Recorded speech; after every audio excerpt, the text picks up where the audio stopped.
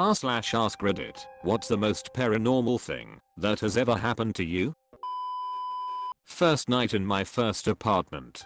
Didn't have a bed, so I slept on the couch in the living room. Had a nightmare that someone with a knife was going down the hallway. Just as they got to the living room door, I woke up. I jumped in my car, spent one more night at my parents'. 2 months later, my roommate falls asleep on the same couch. Next morning he tells me about a dream he had about a guy coming down the hall with a knife. Just as he got to the door, my roommate woke up. Few months later a friend asks if he can crash for a night. Sure, he can sleep on the couch. Next morning he says he had a weird dream. I said, guy coming down the hall with a knife. My roommate added, you woke up just as he got to the door. Dude went palest shade of white I ever seen. I used to work at a haunted hotel at the front desk. There was a room behind the front desk where you could sit when it was late and no one was in the lobby. There was a TV with the security cameras including one on the front desk, so you could see if anyone was out there. You could see the whole front desk, including the classic bell that people ring for service. A coworker and I were sitting in the back room, no one up front, and the bell rang.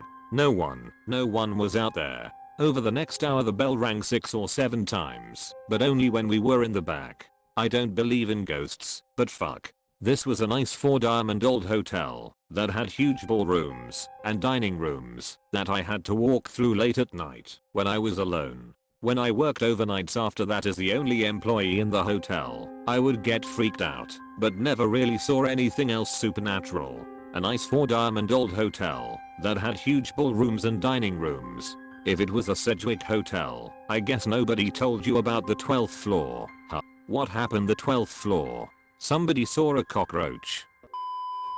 I've had many experiences since I was a kid. The one that freaked me out the most though actually happened a few months ago. I'm only 16. I don't like sleeping in my room, so I sleep on the couch in the living room. My choice and it's actually really comfy. I also suffer from insomnia and have trouble staying asleep. This being said, I'm normally awake when my dad gets up for work at 4 in the morning and will wish him a good day at work and such. I was trying to sleep, but I woke up. Having gone through this many times I just kept my eyes shut. Then I felt something that felt like a leg lean against the side of the couch and hover over me, and then I heard heavy and low breathing. It was so loud and sounded like a man, so I naturally assumed it was my dad. Since I thought he was trying to check if Jay was awake, I whipped around to try and to scare him, but nothing was there. I was so confused that I kinda just sat there for a few moments thinking about what just happened. A lady's voice coming from my closet. The door was slightly opened and I heard the voice say, help me, I see you through the crack. I was scared shitless, but I also was curious and wanting to help, so I opened the door and no one was there. I'll never forget this. It still gives me goosebumps talking about it. You opened it, bro? I was once in a class around 4th grade. This girl in a white dress appeared somewhere in the classroom. I observed paralyzed and she disappeared. I thought it was my imagination, but the guy next to me asked me, did you see that too? Still freaks me out. Maybe you imagined the guy next to you too? Long story short, multiple people who are not friends with one another have been in my house and seen a woman in a blue dress and then told me about it later. I don't tell anyone else about it, not even my husband, because it doesn't bother anything. No big deal, right?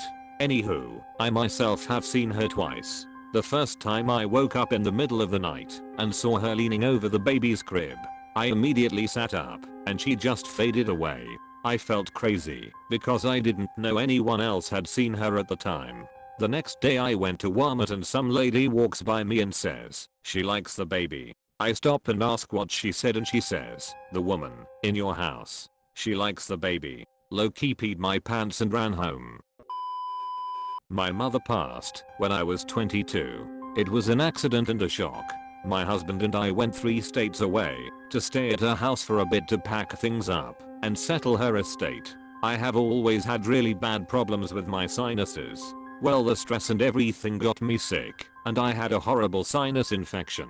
I had medicine, and I was on the couch crying after looking everywhere for it. My husband was sitting next to me holding me. Then we looked over on the table where the Bible was opened and the meds were sitting on the Bible. The Bible had been there earlier, closed. I remember sitting it there myself. My husband started freaking out because on the page it was open to a verse was underlined. It was the only one in the whole book underlined. It said, "And the grieving shall be comforted." I usually would not put any credence in this. I was sick and a mess. My husband was not. He is a very level-headed person when it comes to things like this. Also quite a few other things happened for a while after that. I like to think my mother was trying to help me cope. I really hope she finally found peace. I did. I'm convinced the house I lived in during my freshman year of college was haunted. I also swear that all of this is 100% true. I don't talk about it because it sounds ridiculous, but it happened and I can't explain it. The house was 120 years old. My room had a door to the attic that I kept locked. I had 4 other roommates who all swear they weren't fucking with me. I was laying in bed one day and I heard a super loud crash behind the door of the attic. I grabbed my big male roommate and we opened the door together. At the bottom of the steps, there were 6 awkwardly shallow steps leading up to a bunch of that pink foam stuff and your typical attic. There was an old painting of some lady. We were creeped the fuck out. Nobody had ever seen the painting before, let alone gone into the creepy attic. We put the painting in the corner of the attic where it could not fall and didn't think about it again. A few months later I heard the same crash. I figured I dreamed or imagined it. Again, I opened the door and found the painting sitting there. This time I moved the painting into the basement. There were some shelves and I just threw it in the back of the top shelf. A couple more months went by. Yet again, late one night, I heard the crash from behind the attic door. I thought to myself, no fucking way. Grabbed my roommate again and opened the door. There it fucking was. That goddamn painting was sitting at the bottom of the steps again. I don't understand how. I kept the door to my room locked as well as the door to the attic. My roommates couldn't have gotten in there to play a prank. I truly don't understand it. After the 3rd time we took the painting out to the fire pit and burned it.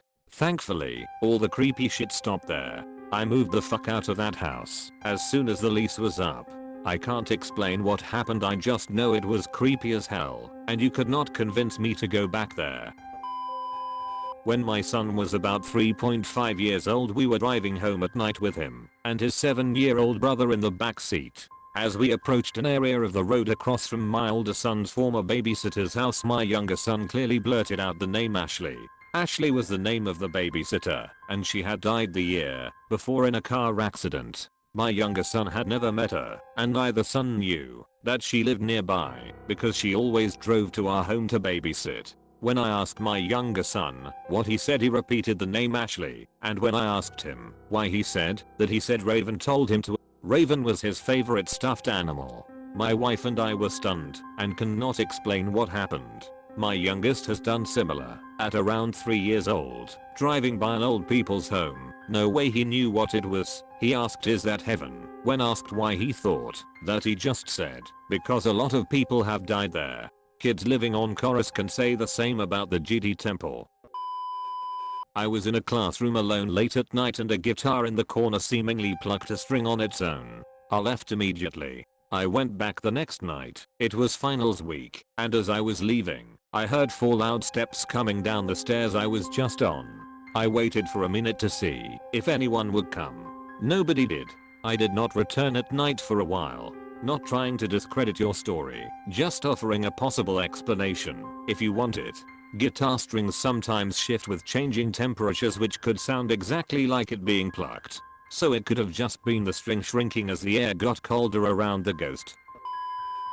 I used to have cool stories about a banshee screaming in my ear and a ghost crawling in bed with me, but now I know they were just sleep paralysis. I've never experienced a banshee, but I've always had the shadow people and hat man in my sleep paralysis. They don't scream, but will blow in my ear. It honestly gets annoying after 10+ years. Mine was just a fan right next to my head. It's clear what happened once I woke up. I was in that half awake phase and could hear the fan, but couldn't move. Then the noise got louder and louder. Not being able to move made my fear skyrocket, and boom, it turned into a banshee. Didn't sleep the rest of the night, even though I knew it was just my imagination. Shit's scary, yo. I have been saved from death 8 times by a spirit guy wearing a bowler hat. Each time has been different, but I'm not the only one who has seen him. He has woken up my father and told him to check the garage. My father found me seizing and choking. I fell asleep while driving. He turned the car sharply before we went off into a river. He also shook me awake before my 2 friends in the back seat both asked who I had picked up. Those are the 2 times others have seen him. In some religions and beliefs, it's a spirit guide or guardian for you. It could be an ancestor or other spirit. Freaky if true. I do wonder if he is a relative, because he showed up for the first time was during Memorial Day weekend in 2002. I was staying at a campground in Street Avold, France, and we were putting flags on the graves. I'm a little fuzzy on the details, but he didn't save me that time. He just kinda appeared by a tree and tipped his hat. Laddie. This is no joke, even though it sounds like it, but when I was about 19 I was fucking this chick at my parents' house and a baseball mitt flew off the dresser across the room and hit us. I seriously think it was someone telling us to stop. I still came though. My house used to be the largest on the lot before our town expanded. It was the largest because it was a funeral home. They sealed off the room with plaster walls where they would prepare the bodies though. Underneath the carpet in my parents' room is a hatch too. I've seen plenty of things, heard plenty of things, and friends or family have said things I have seen. We have a spirit, ghost, whichever you wanna call it, that lives here named Abigail. She's a trickster. She likes to hide things, move things, open doors sometimes, or tease our dogs. Whenever my aunt comes to visit with her family, small items tend to go missing. Items like her toothbrush that she set by the sink 2 minutes ago. The things here, and there are a few, aren't as active anymore. Or maybe I don't see them or notice them much. 3 times in my life I saw everything around me freeze all at once, but only for half a second each. It's weird, but by the 3rd time I knew I wasn't seeing things. I just knew something was up. The logical explanation is that this is a problem with your perception, not the world around you. Still hecking weird.